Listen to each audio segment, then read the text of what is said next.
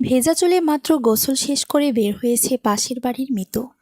আমি জানালার গ্রিল ধরে তাকিয়ে আছি তার দিকে। ভেজা কাপড়ে মেয়েদের এত সুন্দর লাগে জানা ছিল না। তার উপরে আবার নতুন যৌবন। চুলের পানিতে পুরো ভিজে যাওয়া কাপড় মিতুর শরীরে লেপ্টে লেগে আছে। এই অবস্থাতে যে কেউ মিতুর দিকে তাকালে নির্ঘাত প্রেমে পড়ে যেত। হঠাৎ মিতুর চোখ আমার দিকে পড়ে গেল। একটা কাপড় টেনে তার শরীর ঢাকার চেষ্টা করছে। আমি তার দিকে তাকিয়ে আছি দেখে মিতু অনেকটা লজ্জা পেল।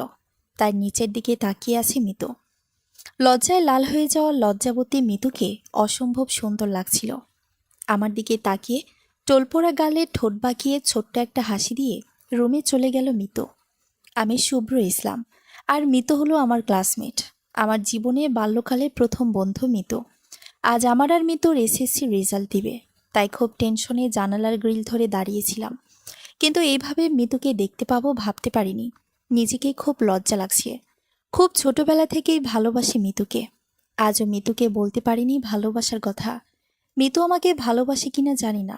মিতু বড়লোক বাবার একমাত্র মেয়ে, আর আমি তাদের তুলনায় অনেক গরিব।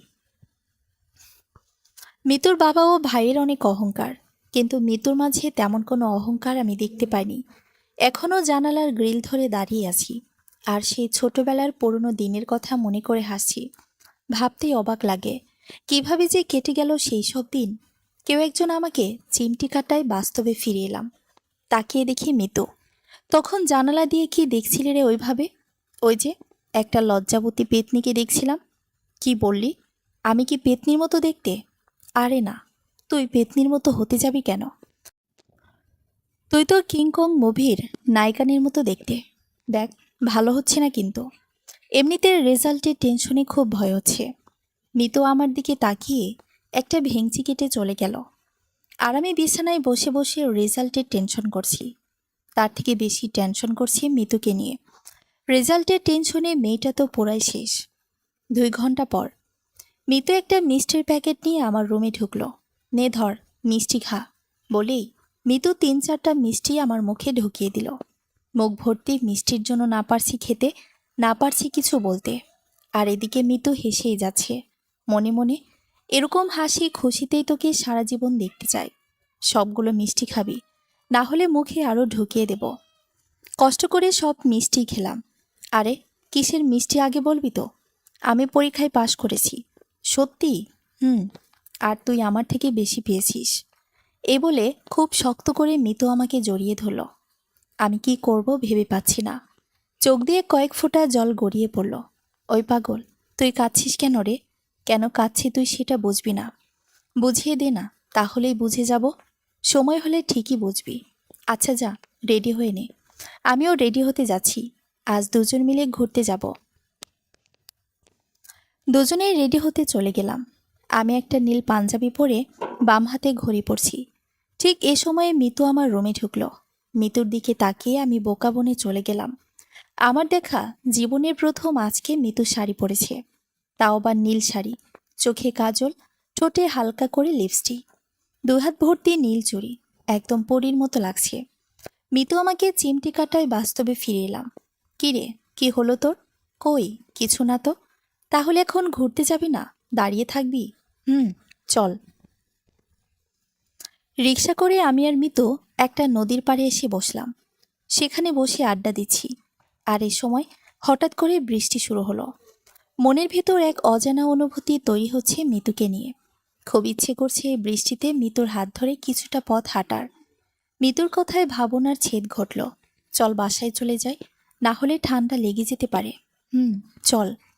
কয়েকদিন পর মিতু আর আমি দুজনে একই কলেজে ভর্তি হলাম। একসাথে কলেজ যাওয়া আসা, কোচিংয়ে যাওয়া।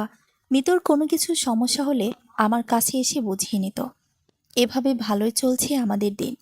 কিন্তু হঠাৎ করে মিতু কেন জানি বদলে যাচ্ছে। ঠিকমতো কথা বলে না, কিছু বলে এড়িয়ে যায়, একা একা কলেজ চলে যায়। না, এভাবে চলতে থাকলে মিতুকে আমার জীবন থেকে হারিয়ে ফেলব। যত দ্রুত সম্ভব মিতুকে আমার ভালোবাসার কথা বলতে হবে। তাই আজকে একটু তাড়াতাড়ি করে কলেজে চলে এলাম। কলেজে এসে রনি, মেহেদি, সাগর, অমিত, মহসিন, ইমরান আরও কিছু বন্ধুদের সাথে দেখা। কী রে, তুই আজকে এত তাড়াতাড়ি কলেজে এলি যে? একটু কাজ আছে, তাই এলাম। পাশ থেকে অমিত বলে উঠল, কিরে মামা, কিসের কাজ? নিশ্চয়ই মেয়ে পটানোর ধান্দা। সবাই একসাথে হেসে উঠল। আমি তাদেরকে থামিয়ে দিয়ে মিতুর ব্যাপারে সবকিছু খুলে বললাম। আর মিতুর কথা বলতেই সবাই কেমনভাবে যেন আমার দিকে তাকালো।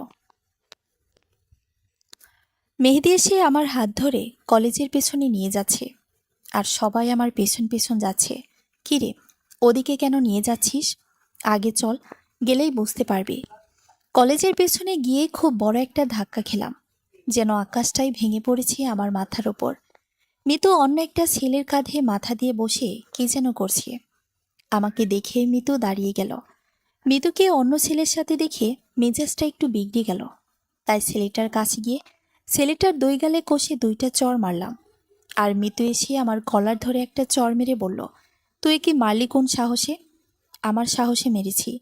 তোকে কোনো ছেলের সাথে দেখলে আমার মাথা খারাপ হয়ে যায়, কারণ আমি তোকে ভালোবাসি রে।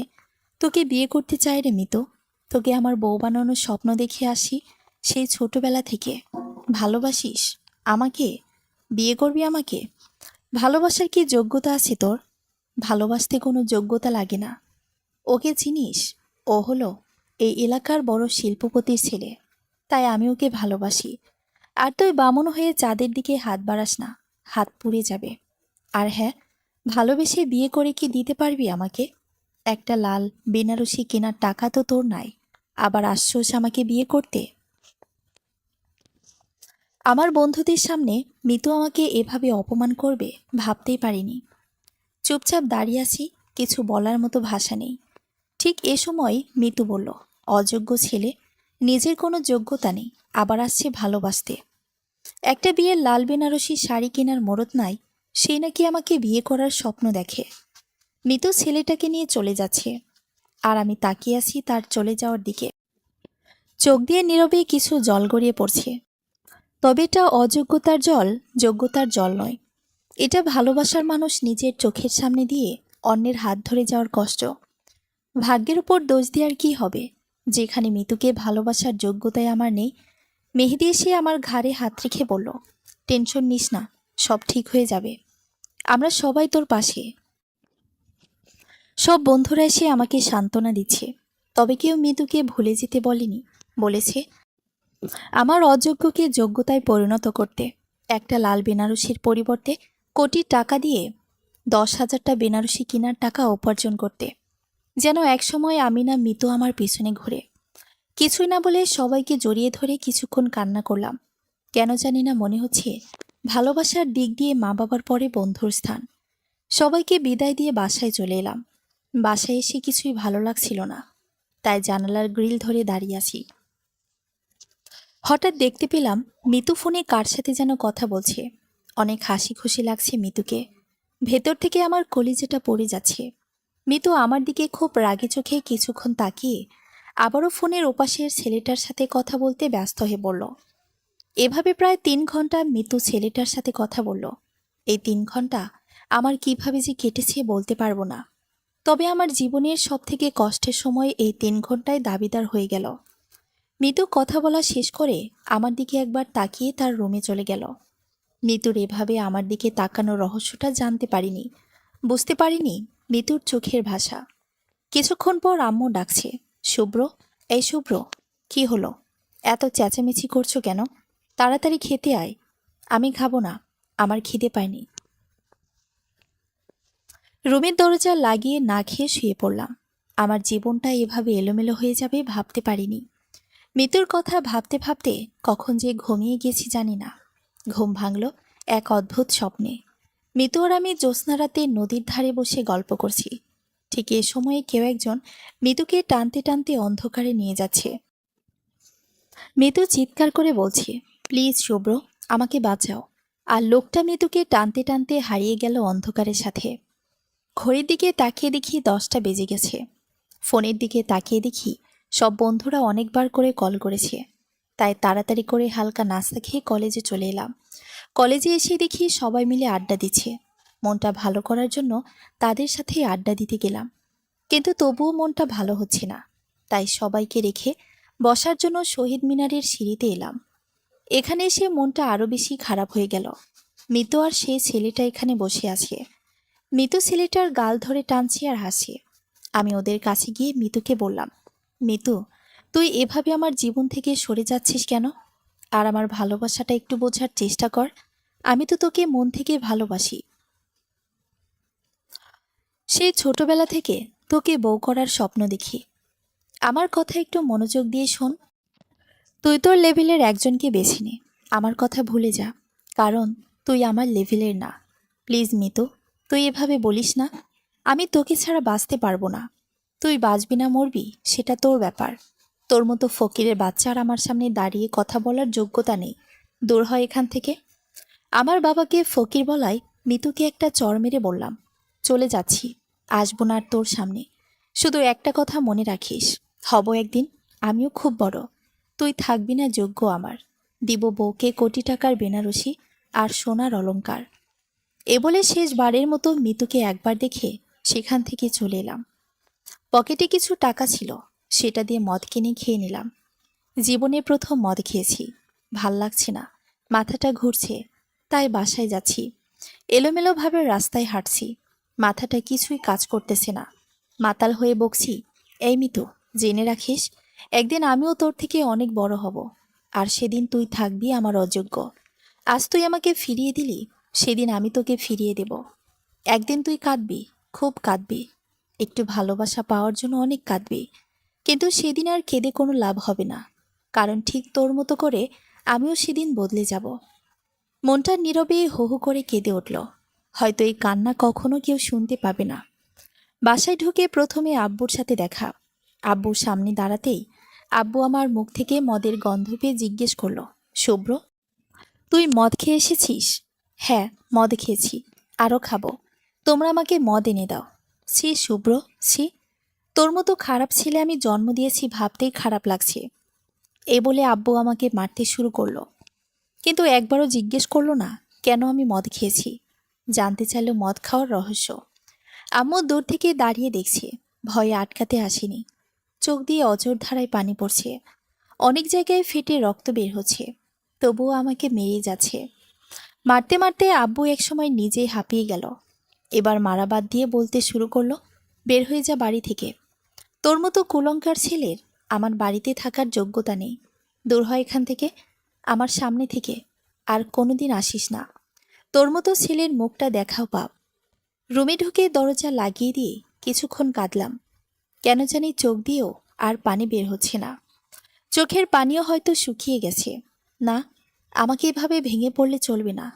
খুব শক্ত হতে হবে নিজেকে। ভেবে নিলাম আজকে রাতে বাড়ি ছেড়ে চলে যাব, যেদিকে দু চোখ যায়। জামা কাপড় সহ প্রয়োজনীয় জিনিসপত্র ব্যাগে গুছিয়ে রাখলাম। পকেটে হাত দিয়ে দেখি 1 টাকাও নেই। তাই দরজা খুলে মায়ের রুমে গিয়ে মায়ের কিছু টাকা চুরি করলাম। এখন শুধু রাত হওয়ার অপেক্ষা। রাতের আধারে বাসা থেকে বেরিয়ে পড়লাম, ঘাড়ে ব্যাগ আর পকেটে কিছু টাকা নিয়ে। সাথের বন্ধুদের কিছু জানায়নি, জানলে ওরা মন খারাপ করবে। কেউ যেতে দিত না, তাই কাউকে কিছু না বলেই চলে যাচ্ছি। আমার চলে যাওয়ার খবরে হয়তো সব থেকে বেশি খুশি হবে মিতু। বাস স্ট্যান্ডে গিয়ে সিলেটের একটা টিকিট কাটলাম। পকেটে হাত দিয়ে দেখি আর মাত্র 310 টাকা আছে। মাত্র এই 310 টাকা দিয়ে কী হবে জানি না। বাসের হেল্পার হুঙ্কার দিল, সবাই তাড়াতাড়ি বাসে উঠুন, বাস এখনই ছেড়ে দেবে। বাসে উঠে পেছনের সিটে বসলাম। প্যান্টের এক প্যাকেটে রাখলাম 10 টাকা, আরেক পকেটে রাখলাম 300 টাকা। বাস চলছে তার নিজ গতিতে, শুধু চলছে না আমার জীবন। পাশের সিটে একজন বৃদ্ধ লোক বসেছে, খুক খুক করে কাশছেন তিনি। পেছনের সিটে একজন মধ্যবয়স্ক লোক উঠেছে। লোকটাকে তেমন সুবিধার মনে হচ্ছে না। মৃত্যুর কথা ভাবতে ভাবতে কখন যে বাসে ঘুমিয়ে গেছি বুঝতেই পারিনি। ঘুম ভাঙল হেল্পারের চিল্লাচিল্লিতে, নামুন, সবাই এক এক করে নামুন, সিলেট পৌঁছে গেছি। বাস থেকে নামলাম। ঘড়ির দিকে তাকিয়ে দেখি বিকেল 5টা বেজে গেছে। খুব খিদে পেয়েছে, তাই একটা দোকানে গেলাম কিছু খাওয়ার জন্য। পকেটে হাত দিয়ে দেখলাম পকেট ছিঁড়া, হয়তো ঘুমের ঘোরে টাকা চুরি হয়ে গেছে। আরেক পকেটে হাত দিয়ে দেখি আলাদা করে রাখা 10 টাকা আছে। আলাদা করে না রাখলে হয়তো বা এটাও থাকতো না। তাই আর কিছু খেলাম না।